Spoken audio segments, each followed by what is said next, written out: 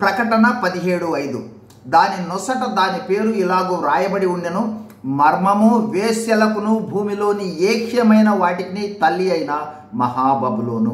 ప్రకటన గ్రంథము సంభవింపబో భవిష్యత్ ప్రవచనాలను తెలుపు గ్రంథము.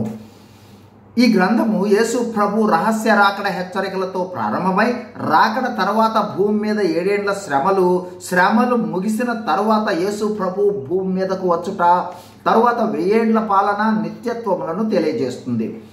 భూమి మీద 7 ఏండ్ల కాలం ముగింపులో మహాబబులోను పతనాన్ని ప్రకటన 17-18 అధ్యాయాలు తెలియజేస్తాయి.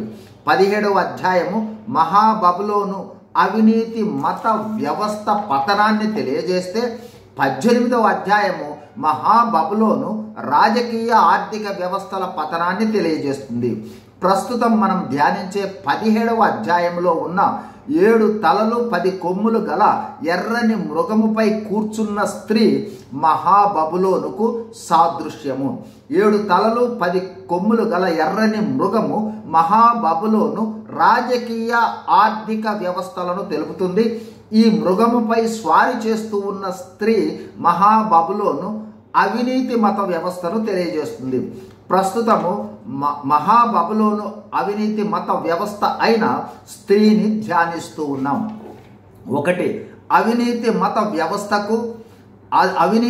వ్యవస్థకు రాజకీయ ఆర్థిక వ్యవస్థలు మద్దతునిస్తూ మత వ్యవస్థ విస్తరించుటకు దోహదం చేస్తాయి. ఇదే మృగముపై ఉన్న స్త్రీ.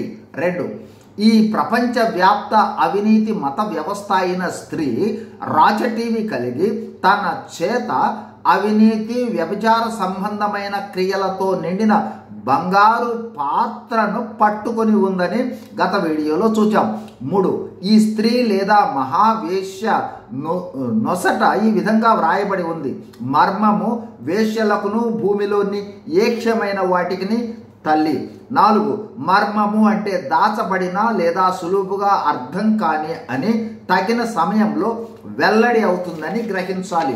5, వేశ్యలకు తల్లి. వేశ్య అనే పదము దేవుని నుండి, ఆయన సత్యము నుండి, ఆత్మీయ జీవితము నుండి వేరైన వ్యక్తులకు, పట్టణములకు, జనములకు ఉపయోగిస్తారు. సత్య విరుద్ధమైన మతము అని అర్థం. అలాంటి జనులు అవినీతిమయమైన ఆచారాలు, క్రియలు, పద్ధతులు చేస్తారు. అలాంటి జనులకు తల్లి అయిన మహాబబులోను అని ఈ స్త్రీ నుదుట వ్రాయబడి ఉంది. God is in you, God is with you, God bless you. Thank you.